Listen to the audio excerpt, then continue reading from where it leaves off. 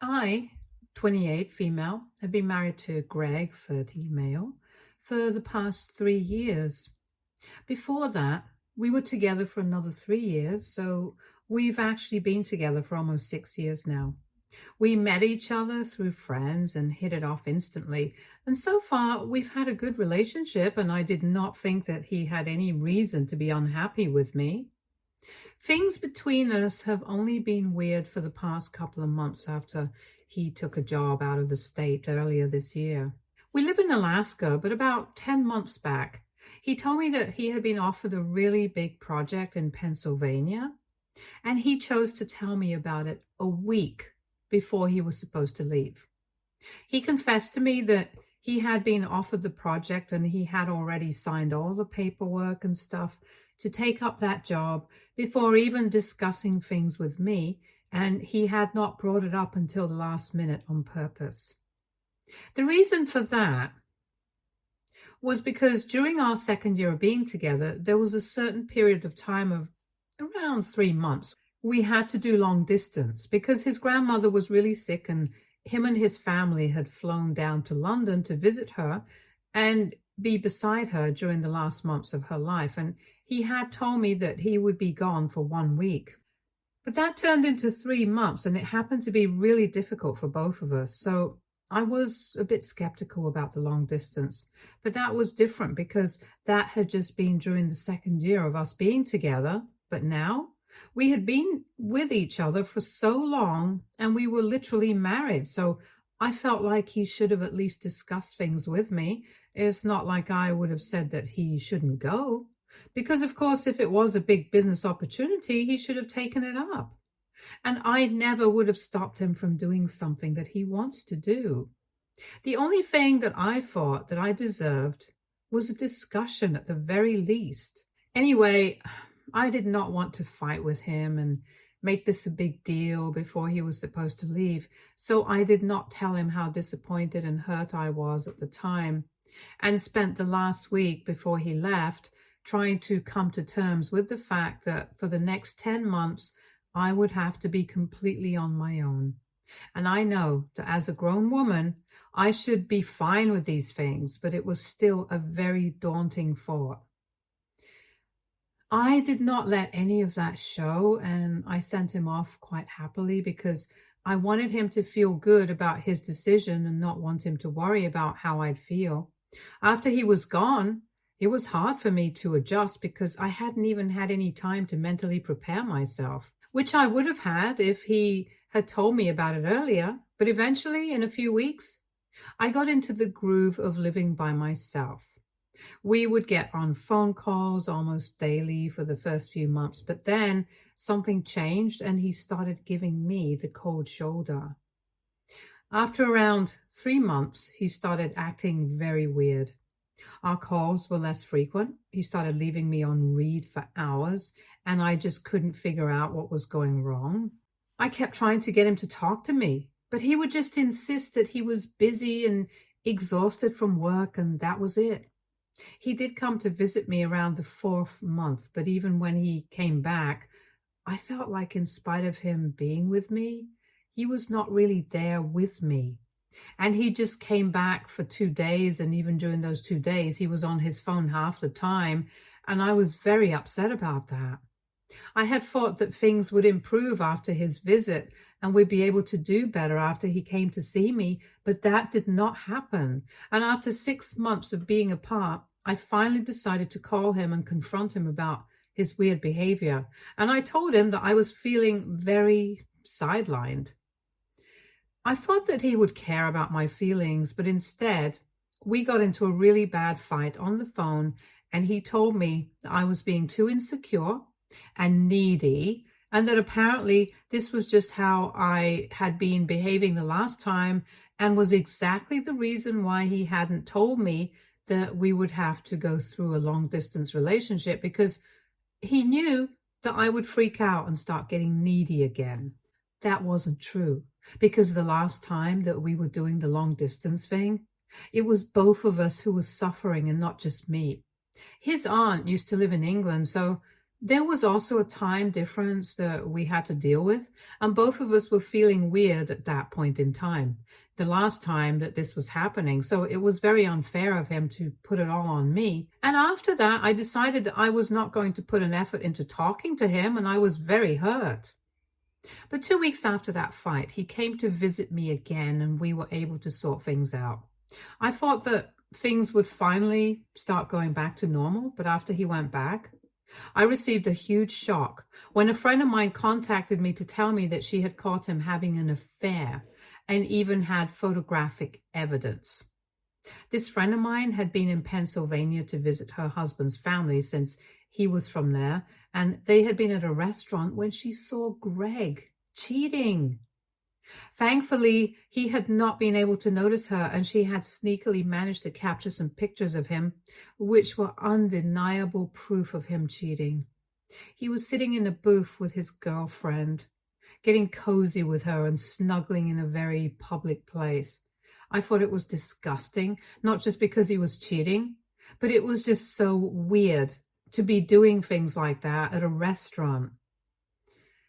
Anyway, I couldn't even bring myself to believe it when I saw those pictures for the first time. And when I called up my friend to ask her what this was all about, she finally confirmed the news for me, and I was in denial for a few days. I thought about confronting Greg, but I knew that he would also just deny it, and was no point in doing so. I just did not know what to do, and I couldn't even work because I was so heartbroken. I couldn't bring myself to tell anybody about it because I felt like I was a fool. And for some reason, I was ashamed of myself, as if any of this was my fault. But after almost 2 weeks of mourning, I decided that I was going to get my life sorted out. During those 2 weeks, any time that my husband would text me, I would pretend like everything was normal and try really hard not to let anything show. He was not calling me anymore. And even when he would text, it would feel more like he was doing it out of obligation rather than because he actually wanted to. And now I finally knew why.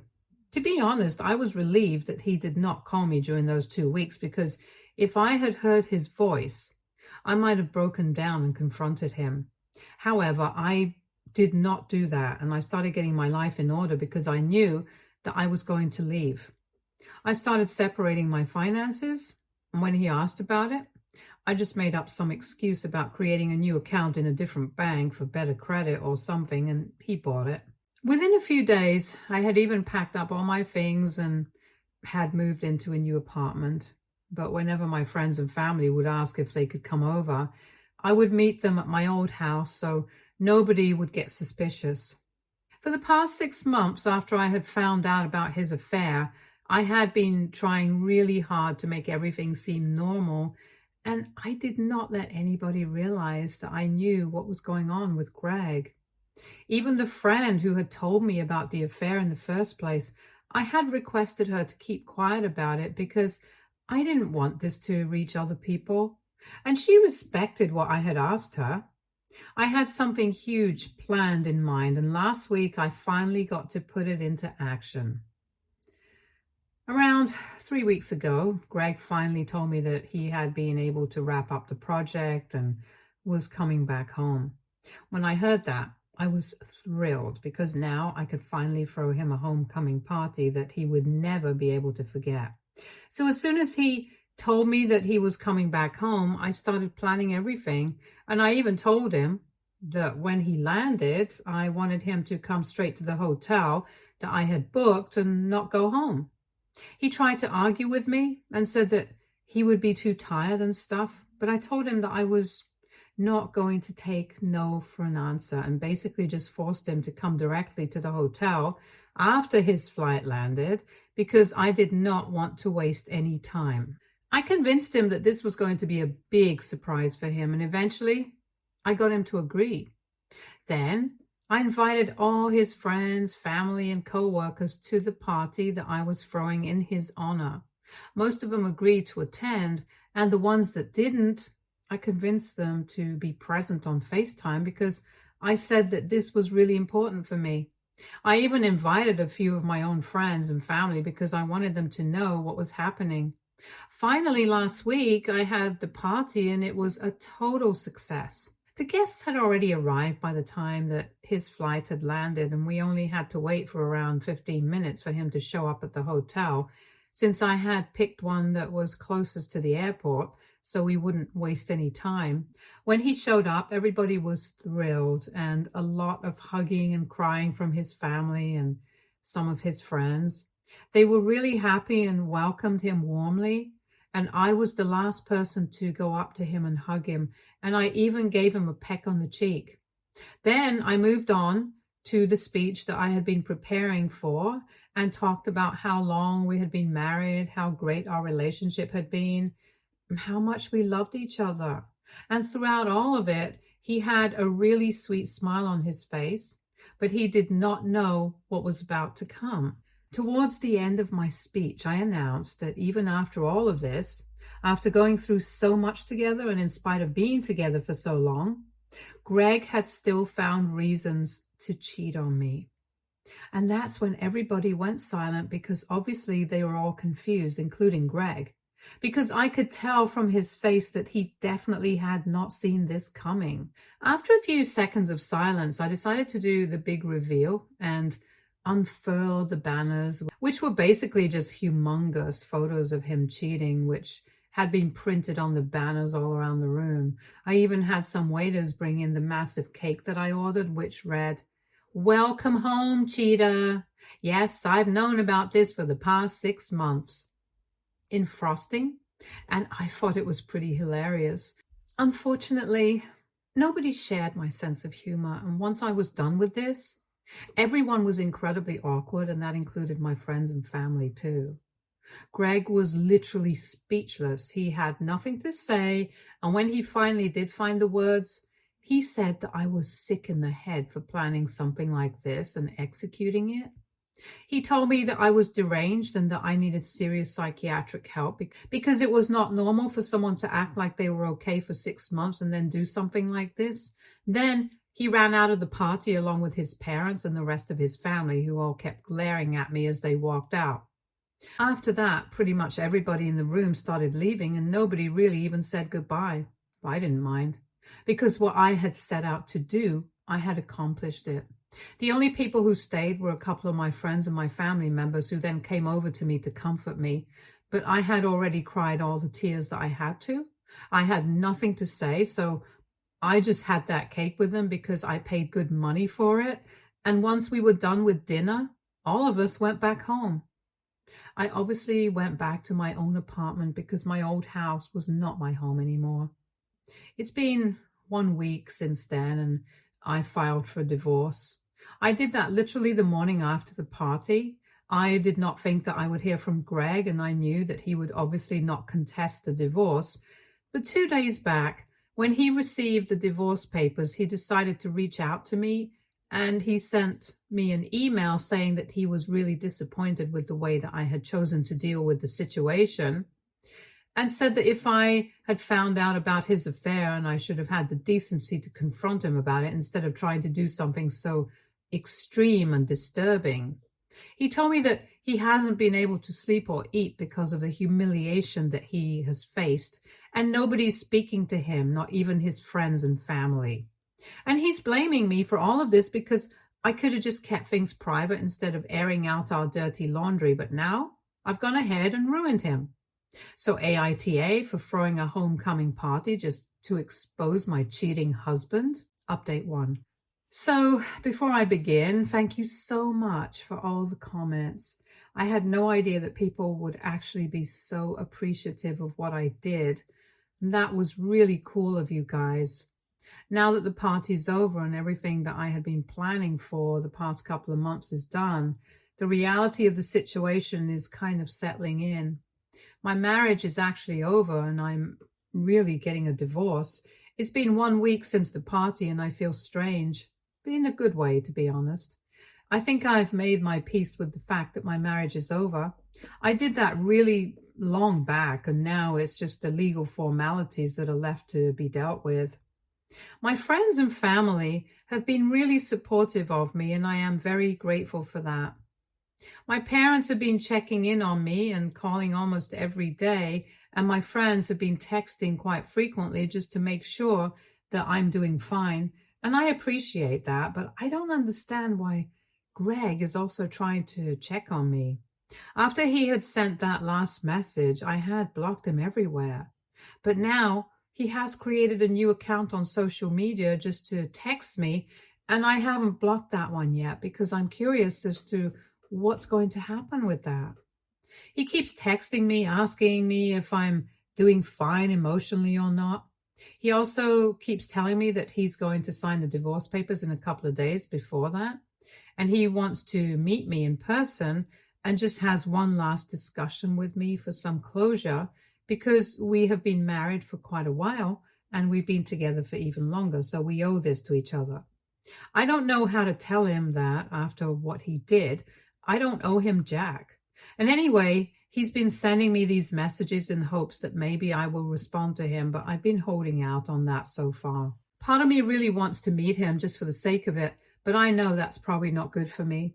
I have discussed it with my parents and they think that it's not necessary, since I already know that he has cheated on me and there's not much to talk about. And if it's about the divorce, we can talk about it when we are negotiating with the mediator. I don't need to meet him in person without a lawyer for that. But I'm still just kind of curious about what he really wants to talk to me about. So, in spite of all the advice that I have been given so far, I might still entertain his request because honestly, I think I'm over him. And no matter what he says or does, I'm not going to return to him. So, I don't think I have anything to worry about as such. Update 2. Hey, so I didn't exactly go and meet him, but I did speak to him. It has been 2 weeks since I filed for divorce, and I really just need him to respond to the petition so that we can get the proceedings started. And if that happens, we can wrap this up as quickly as possible. And just for that, I texted him back on the account that he was messaging me from and told him that I did not want to see him in person, but he could call me. I had unblocked his number just for that purpose. So if he really wanted to speak to me, and if it was an emergency, he could talk to me on the phone because I was not going to go out of my way just to see him in person. This is the message that I sent him, and within half an hour, he replied saying that he would really rather do this in person than on a phone call. And I got a little annoyed. So I told him that if he was going to be like that, then I wasn't going to talk to him at all. And I blocked this account as well. Within seconds, he had replied saying that he was going to call me and there was no need for me to get upset. It was very weird for me that he was still talking to me in the same way that we used to speak to each other before all of this happened. But anyway, he then proceeded to call me, and when we spoke, he told me that he just wanted to apologize for everything that had happened and that he had never meant for me to find out. He explained to me that while he was living away, he had discovered that his ex from high school was also living in the same city, and she had asked him to meet with her several times, and he had declined. But then he just got so lonely there without me that he couldn't help but agree to meet her. He did not actually have any intention of cheating on me at first and claimed that it just happened out of the blue.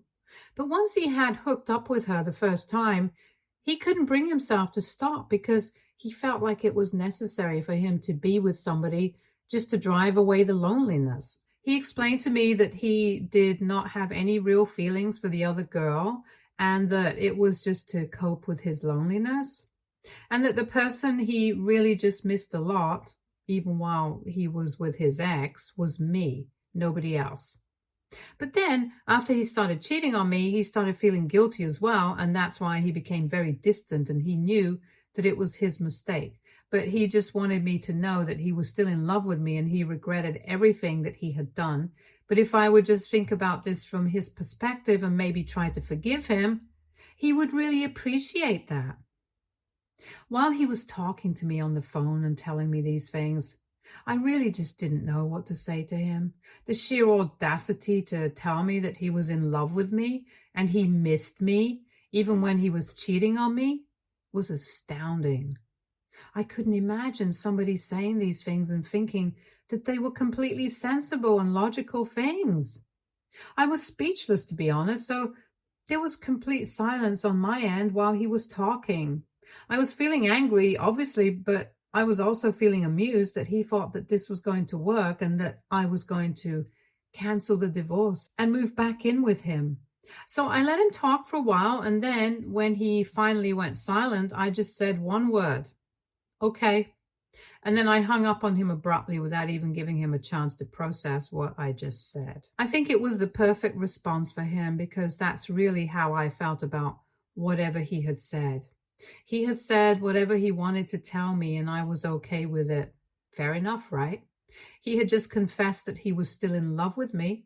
It was not necessary for me to feel the same way about him, and if he really loved me, he would understand that and also not have cheated on me. Anyway, I think it was a very satisfying line, and after that phone call, I blocked him immediately so that he wouldn't have the opportunity to speak to me again. Now, I'm not going to lie, I was low-key proud of myself for dealing with it like this without any drama or any confrontation. So after that conversation, I called up my friends and I told them about what had happened, and we had a really good laugh because I'm sure that Greg had been expecting some lengthy conversations and a heart-to-heart discussion about what to do in the future. Well, sorry to burst your bubble, babe, but if you cheat once, you're always going to be a cheater, and I don't need to forgive you for anything or even take into consideration the fact that you still claim to love me. And right now, the only thing that I'm kind of confused about still is why exactly he had wanted to get back together with me and said such things. He looked pretty happy with the other girl in the pictures that I had received, so that part did not make sense to me. Either way, it doesn't matter anymore since we are done, and I'm just hoping that the divorce comes through soon. Update 3. So it has been 3 days since I last spoke to Greg, and today I found out that he has finally responded to the petition. He is not going to be contesting the divorce. He has also agreed to certain terms of the divorce, but he believes that he should get to keep the house as it is and not be taking anything with me. I don't think that it's fair because most of the decor of the house and some furniture items were purchased by me and they're quite expensive. We have a couple of paintings and art installations that I want to keep for myself, which are in his house right now. So we are going to meet with the mediator for that and see how it goes. I'm hoping that it works out in my favor as well. And he's already cheated on me, and I don't think he should get to keep the art in his house as well. Anyway, that's the only bone of contention between us right now. But apart from that, he has agreed to most of the terms, and my lawyer and I are setting up a meeting with the court-appointed mediator in a couple of days. I just want to get this over with as quickly as possible because right now, I just want to move on with my life and avoid the drama. The past couple of months have been draining, to say the least. I've also been hearing gossip that he has quit his job and has moved back here, which might explain why he did not want to get divorced, because that would also mean spending a lot of money on the lawyer, and he probably wants to save right now. My friends have heard a lot of gossip that he has been planning on starting a new business, and that's why he's come back after quitting his job. But now, because of the impending divorce, all of his plans have been put on hold, and he's really upset about it and can't stop talking crap about me. Good for him and good for me too. I think I made the right choice by not giving him the chance to speak to me in person because I am kind of soft-hearted. If I had seen him in person, then it might not have been as easy as it was for me to outright reject him, and I might have melted a bit. I'm just glad that I chose to have the conversation on a phone call and avoided the puppy eyes. I'm also thankful that I don't have to worry about money like he does because I've just been promoted at work and that was just what the doctor ordered. I'm thinking about having a little get together at my house for my close friends, just so we can celebrate this and also my independence. It's been a while since the party, and well, that event was not exactly for us to enjoy, but now I feel like I need a breather and I have an occasion to celebrate, so why not? Update 4. Hi, so a couple of days ago, Greg and I finally met with a mediator. The first meeting went well enough, but that's not what I'm going to talk about here. After we were done, we were leaving and I was heading towards my car when I realized that his car was parked a little distance away. I could see the girl from the photos, his ex-girlfriend, but I'm guessing now his current, glaring at me from there. I tried to avoid even looking at her because I did not want any drama, but then she walked right over to me as I was getting inside my car and grabbed me by my arm and pulled me out, which really pissed me off. So I shoved her and told her to back off. Things got a little heated and she told me that she couldn't even imagine why Greg had been with me in the first place, since I was as ugly as I was stupid. She then, out of nowhere, brought up the fact that I was partying while Greg was suffering and said that I should be ashamed of myself. She was referring to the house party that I had a couple of days back to celebrate my promotion at work, which had nothing to do with Greg because we didn't even talk about him there. But she had just assumed that it was about him. I can't blame her. I mean, the poor thing is probably just as narcissistic as my ex. Anyway, I told her to leave me alone and flipped her off, but she thought that it would be a good idea to push me and get physical. We got into a bit of a brawl, and Greg had to intervene and pull us off of each other. I'm happy to say that I got a few scratches on her face, but she was able to slap me once. My lawyer was standing nearby and had the good sense to call the police, and when they showed up, I immediately decided that I wanted to press charges. So that's what I did, and all of the other people who had been standing by also agreed that she was the one who initiated the fight, and I was just defending myself. As she was being taken away, I told her that she would probably be better off not defending a man who had still been trying to get back with me until a few days back. And if she wanted to, she could have my leftovers, but I would not recommend it to anybody. She was glaring daggers at me, but also looked confused when I said that. The last thing that I remember is Greg screaming at me for ruining his life, but I didn't hear much of his rant because I just got in my car and drove back home. Now, whatever happens is their problem. Stay tuned for more stories from our girl relationships.